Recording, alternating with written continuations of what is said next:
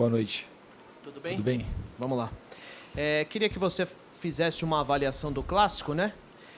Mais uma vez o São Paulo dominou, tocou, mas foi infeliz nas finalizações. Se você entende que é algo individual que precisa ser atacado, ou de repente existe algo coletivo que esteja impedindo o São Paulo de fazer os gols. E eu também queria que você falasse sobre as alterações, principalmente quando você tirou o Pato, o torcedor ficou irado nas arquibancadas. Primeiro, então, as falhas, se o time não vence por uma questão coletiva, mas hoje também não tomamos gol, se não fez, não tomou. Soube se defender bem, o Volpi também fez uma ou duas grandes defesas que foram importantes no jogo. Só que a gente precisa vencer o jogo, e para vencer precisa fazer gol. Mas eu não atribuo assim, a um elemento ou outro individual. Acho que a gente tem que melhorar coletivamente e a bola ela vai passar a entrar. A gente está criando e tem que insistir. No momento na vida você não está fazendo bastante coisa certa. O final, que é o principal, de fazer o gol, a gente está errando. Mas não é deixando de fazer muita coisa certa que a gente vai ganhar o jogo. Então isso eu acho que a gente tem que ressaltar, que a equipe de novo criou muita chance, foi dominante na maior parte do jogo. Final do primeiro tempo a gente sofreu ali uns 2 lances que foram os lances mais perigosos do Corinthians, um desajuste de marcação, de uma jogada mapeada, que a gente já tinha visto nos vídeos, as inversões nas laterais, principalmente no Fagner. E quanto às substituições, eu acho que o Igor Gomes entrou muito bem, Toró também.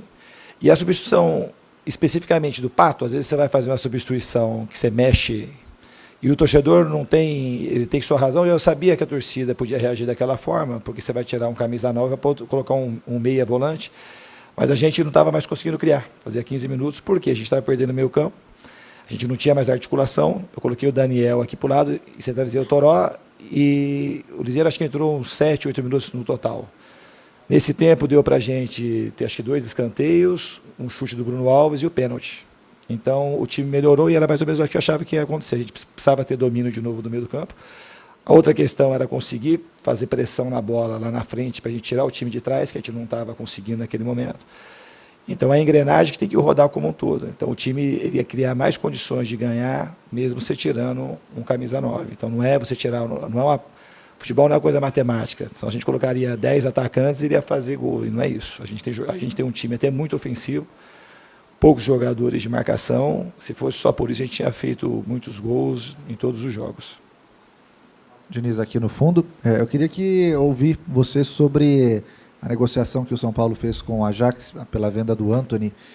O que representa para você ter esse jogador até o meio do ano? Se isso merece talvez até uma conversa para talvez saber como ele está se sentindo. É uma negociação que envolve muito dinheiro. Ele sabe já tem um prazo de validade, né, a permanência dele aqui no São Paulo. Como é que um treinador lida com uma situação dessa com um jovem promissor? Não, para mim é tranquilo. O Antony está com a cabeça super boa. Ele já estava sabendo que isso poderia acontecer, então ele não foi pego de surpresa. E, inclusive ele queria muito jogar, eu também queria muito que ele jogasse, mas aí por precaução, para a gente poder concretizar a negociação, consensualmente a gente resolveu preservar o jogador para esse jogo. Mas ele vai ajudar, ele está muito focado, ele tem uma identificação muito forte com o clube. Como eu te disse, ele queria inclusive jogar hoje. Fernando, boa noite. Boa noite. O que incomoda mais nesse momento? São 3 partidas sem vitória no Campeonato Paulista ou 3 partidas com erros de arbitragem na sequência? O que incomoda mais são as partidas sem vencer, porque mesmo com os erros da arbitragem, a gente poderia ter vencido os 3 jogos, que a gente perdeu muitos gols, então isso incomoda mais. Mas é lamentável os erros de arbitragem. De hoje é muito fácil de apitar o pênalti do Igor, foi bem na minha direção. Só você olhar para a televisão, como é que o Igor conseguiria ficar de pé no lance? Impossível. Não sei se é o Camacho que chega, a bola já estava na frente, não tinha como. Assim, lance muito fácil, muito claro de ser apitado. Extremamente fácil. A outra crítica em relação à arbitragem, que hoje não pode passar batido isso, o Corinthians retardou o jogo desde o primeiro minuto de jogo, como aconteceu contra o Santo André. Contra o Santo André retardaram, foram 3 minutos de acréscimo. E hoje ele foi dar um cartão para o Cássio, quando tinha 90 minutos de jogo. Então ele não queria apitar o jogo. Queria que o jogo, quanto mais ficasse parado o jogo, parece que era aquilo que ele queria que acontecesse. Então ele interferiu diretamente no resultado, como contra o Novo Horizontino interferiu diretamente no resultado, e o Santo André também. Então isso revolta, porque assim, são erros, e não foram erros difíceis, inclusive do Santo André. cara estava 1,5 metro, participou da jogada e provavelmente aquele gol não teria saído. E a história do jogo poderia ter sido outra. E hoje também o pênalti foi muito claro, um pênalti para definir e coroar o time que jogou melhor. Porque o São Paulo jogou melhor, foi superior ao Corinthians. O Corinthians também teve chance, mas o São Paulo teve um time para sair vencedor, hoje foi o São Paulo. Diniz, boa noite. Com a volta do Igor Gomes da seleção olímpica, como que você pretende montar esse meio de campo do São Paulo, já que o Hernanes, pelo menos no primeiro tempo desse clássico, deixou bastante a desejar e você colocou o Igor Gomes praticamente naquela posição. Você pensa em montar um time com o Tietê, Igor Gomes e Daniel Alves? Como você pensa em montar o São Paulo, o meio de campo do São Paulo com o retorno do garoto? Não volta o Antony também, isso é uma das possibilidades, mas isso a gente vai ver na semana. Tem algumas alternativas para montar o time. Essa é uma delas. Diniz, o Raí, ainda há pouco, disse que é preciso que haja uma mudança aí na política da arbitragem do Campeonato Paulista. Ele reclamou bastante disso, que o São Paulo está sendo cobaia de árbitros inexperientes e que precisa ser revista a política de arbitragem da federação. Eu ainda pergunto se o VAR faz falta no Campeonato Paulista. Nesses momentos aqui, nesses 3 jogos, o São Paulo fez muita falta. Muita falta. Fez pouca falta, não. A gente não sabe quanto custa, os recursos, mas a gente tem um quadro de bons árbitros aqui em São Paulo. Eu sempre elogio. Mas a maneira como foram escalados os árbitros, eu também vou um pouco na linha do Raí, que o critério, assim, a gente não dá para entender muito qual que é o critério. Um jogo, o São Paulo e o Corinthians, era o único clássico da rodada. Espera-se que você bote o melhor ou um dos melhores árbitros para apitar, porque é o que exige o jogo. Porque é um cara que vai determinar muita coisa na partida, como determinou. Foi determinante para o São Paulo não ser vencedor. Não foi só ele. Eu não gosto de colocar na arbitragem, mas assim, só que da maneira que foi determinante. Deixa eu te dar o pênalti, o jogo praticamente já tinha acabado. Pênalti fácil de ser apitado. Então tem que apitar o melhor. Se você errar com o melhor, é diferente. Então, assim, a maneira como estão sendo escalados também, para mim, é contestável. Fernando, boa noite. Eu queria que você falasse assim, até que ponto você entende que pode ir uma cobrança em cima de um técnico? Eu pergunto isso porque é claro que é natural você e todos os outros técnicos tentarem blindar o elenco, chamarem a responsabilidade, mas eu queria que você fizesse uma avaliação até da imprensa, não só da torcida, mas também da imprensa, porque muito se esperava de você, aqui como técnico de São Paulo, para fazer o São Paulo jogar mais, ter mais a bola e criar mais chances de gols. A gente vê o São Paulo com bastante tempo com a bola e criando inúmeras chances de gols. Em tese, você está cumprindo com aquilo que se esperava. Só que os jogadores estão perdendo muitas oportunidades dentro de campo e técnico, nem você nem nenhum, chuta a bola para dentro do gol. Então, até que ponto você entende que a imprensa consegue fazer uma avaliação disso na hora de cobrar o seu trabalho e até que ponto pode ir essa cobrança em cima dos técnicos, não só você, de todos, nessa responsabilidade em cima dos resultados? Não, isso é uma pergunta, para mim, eu fico feliz com a sua pergunta, muito bem colocado, parabéns. Esse é o debate que a imprensa tem que fazer, parar de analisar resultado, porque aí passa, então a gente fica sempre na margem, que um dia o São Paulo pode jogar mal, não jogou mal no campeonato ainda. Jogou o jogo que a gente jogou talvez pior, que foi mais equilibrado, foi o jogo do Palmeiras. Os demais jogos a gente foi dominante, era para ter vencido todos pelo aquilo que jogou. Se acontece um deslize aí em outro jogo, aí já todo mundo esquece o processo todo. E o futebol aqui não vai mudar enquanto a gente continuar com esse negócio de não conseguir distinguir o que é trabalho e o que é resultado. Tem que ganhar? Claro que tem que ganhar. Absolutamente. Só que isso é mais fácil, todo mundo sabe que tem que ganhar. E o torcedor quer que ganhe. O torcedor quer que ganhe. Se for 1-0, ele quer principalmente ganhar.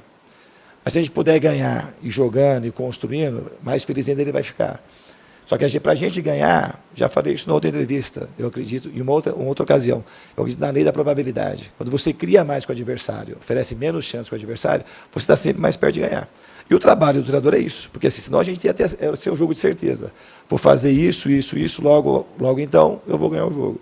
E a gente não tem essa certeza. E o futebol e a vida, eles são coisas assim muito bonitas por conta disso. A gente não tem certeza de nada nessa vida. E o futebol também não tem certezas. Mas que o São Paulo tem um caminho, os jogadores se dedicam arduamente. Eu tenho muitos elogios a fazer ao elenco de São Paulo, inúmeros elogios. Porque os jogadores são profissionais, tem jogadores de muita qualidade, tem uma base que sempre nos socorre quando é preciso. O staff é muito bom, pessoal da segurança como um todo, diretoria, todo mundo está caminhando junto. E esse é o caminho. A gente tem que insistir nas coisas certas. E não achar que, a qualquer momento, você tem que mudar. É isso que eu penso da minha vida e que eu penso do futebol. Eu acho que tem que fazer o certo, lutar pelo certo. E, às vezes, o certo não acontece o resultado. Você pode fazer tudo certo. É igual um cara que se cuida, e por um motivo foi atropelado, morreu ou teve um infarto no coração. A vida não tem garantias, o futebol não te dá garantias.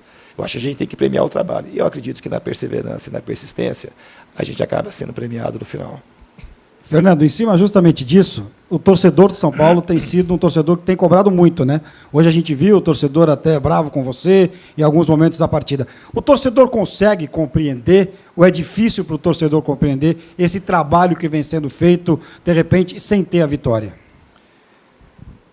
Para o torcedor é muito difícil, porque ele quer ganhar. O torcedor de São Paulo está uma década sem ganhar títulos importantes, mais de uma década. Então, para o torcedor é difícil. Mas, mesmo sendo difícil, o São Paulo conseguiu sair aplaudido contra o Novo Horizontino. E o jogo do Santo André criou uma situação de dividir um pouco as opiniões, assim, porque vê que o time está jogando. Então, eu acho que o torcedor do São Paulo ele não tem orgulho do resultado, mas acho que ele tem orgulho daquilo que ele vê no campo, daquilo que ele vê o time proporcionando. Só que a gente precisa ganhar, porque o que o torcedor quer mais é ganhar, mais do que jogar bem. Mas eu acho que jogando bem, a gente aumenta a chance de ganhar. Então, eu acho que nesse sentido, a gente está no caminho certo. Eu espero muito que a gente consiga ganhar, porque o torcedor do São Paulo merece essa vitória. Quando me xinga, me chamaram de burro, isso está tudo certo. Eu estou ali para isso mesmo. Só que eu tenho que ter a coragem de fazer aquilo que eu estou enxergando. Que eu preciso devolver. Só que a gente, também por conta da mudança do Lisieiro, a gente teve um chute perigoso do Bruno Alves, teve acho que 2 escanteios, e teve o lance do pênalti. E foram 8 minutos só. Então, o time não piorou com a entrada do Lisieiro. E o que o torcedor queria? Ganhar o jogo. E se tivesse ganho o jogo, era o que todo mundo quer. Então eu estou aqui para, no momento que o torcedor precisa xingar, e tem alguém, o treinador está lá, ele vai ser xingado e vai ser cobrado. Esse é o meu papel. Eu não tenho nada, não tenho crítica nenhuma ao torcedor do São Paulo. O que a gente tem que entregar para o torcedor é vitória e título. E quando a gente conseguir fazer isso, o torcedor vai aplaudir e vai acontecer o trabalho, não só meu, mas de todo mundo. Fernando, tudo bem? O São Paulo tinha um problema em relação ao atraso, né, no pagamento dos salários recente. A informação é de que esse pagamento foi feito. É claro que os jogadores são profissionais, mas até que ponto a tranquilidade, né, de poder ter o dinheiro pago, as obrigações econômicas em dia, traz essa tranquilidade para o jogador às vésperas de um clássico? E me permita uma segunda pergunta sobre os gritos homofóbicos que aconteceram no início da partida. Eu queria que você pontuasse sobre isso também, no ambiente machista como é o futebol ainda. Não, dos gritos homofóbicos, isso não tem muito o que falar, sou contra. Em relação aos salários atrasados, isso também o torcedor tem que ficar tranquilo, para os jogadores foram extremamente profissionais, os caras, ninguém deixou de fazer absolutamente nada, ao contrário, que eles respeitam muito a instituição e também sabem que a diretoria está se esforçando para poder honrar os compromissos. Então, para o jogo, não teve absolutamente nada. Ao contrário, eles souberam se juntar, o Raí conversou com os jogadores, a diretoria se posicionou e os jogadores entregaram tudo que eles podiam. Fernando, aqui, boa noite. Até aproveitando o gancho do colega e do Ricardo, em relação ao debate tático do futebol brasileiro, o Paulo Autuori deu uma declaração recentemente ao repórter Rica, do Portal UOL, e também tem um canal no YouTube, que há uma ditadura tática no futebol brasileiro. Você enxerga nessa maneira ou há uma democracia? Porque com a chegada do Jesus e do Sampaoli, há sempre uma ideia de jogo, jogar ofensivamente, mas existem outras possibilidades de você vencer uma partida e de ganhar campeonato. Há uma democracia hoje, taticamente, no futebol brasileiro, na tua avaliação? Então, eu não sei do que o Paulo Autuori, o contexto que ele falou. É uma figura que eu respeito muitíssimo no futebol, não sei qual que é o contexto. Agora, se você perguntar se tem uma democracia, para mim, claramente, está mudando isso. O ano passado, nós tínhamos o Jesus, o Sampaoli, eu também gosto de jogar assim. E os jogadores, o futebol ele tem que jogar conforme as pessoas, os treinadores, eles têm o domínio. Ninguém tem que jogar de uma determinada maneira que não se sente confortável. Porque se você falar para o treinador que gosta de jogar defensivamente, que ele tem domínio daquilo, ele passar a ser ofensivo, talvez ele perca o domínio daquilo que ele faz de melhor. Mas eu acho que o futebol ele sempre é democrático nesse sentido. Só que às vezes você tem que tomar risco se você não está dentro da norma vigente. você faz diferente, você fica um pouco mais exposto. Mas eu acho que o ano passado teve um pouquinho de mudança em relação a isso.